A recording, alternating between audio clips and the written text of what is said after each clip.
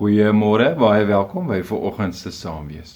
Ek dink sommer so aan een van die tekste in die Bybel wat my al van skooldae af gemotiveer het.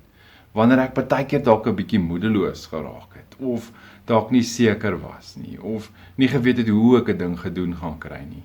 Dan weet ek, hierdie was sommer my slagspreuk gewees. En ek blaai na die brief van Filippense 4 vers 13. Ek is tot alles in staat deur hom wat vir my krag gee. Ek is tot alles in staat deur hom wat vir my krag gee. Ja, mag dit so wees, dat elke uitdaging wat voor my mag lê in die jaar wat kom, dat ek sal weet. Maar die krag wat ek sal hê, is die krag wat hy my sal gee.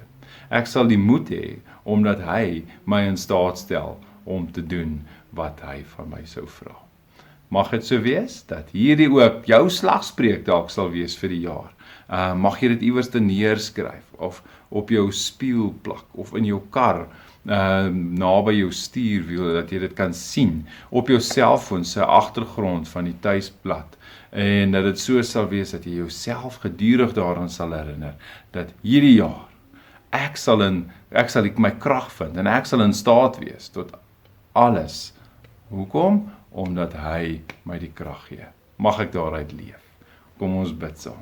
Here ons Here, dankie. Dankie vir hierdie versekering wat ek mag hê as gelowige, om te weet dat ek my krag in U vind. Here, dat U my in staat stel om te doen wat ek moet doen, omdat my krag in U is.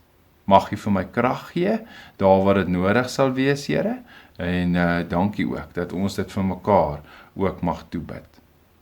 Here, mag dit my slagspreuk wees, dan ook vir hierdie jaar. Ek is tot alles in staat, omdat U vir my die krag gee. In Jesus naam. Amen. Mag jy 'n mooi en 'n geseënde dag hê, en mag jy hierdie slagspreuk, mag jy hom gaan leef. Mooi bly.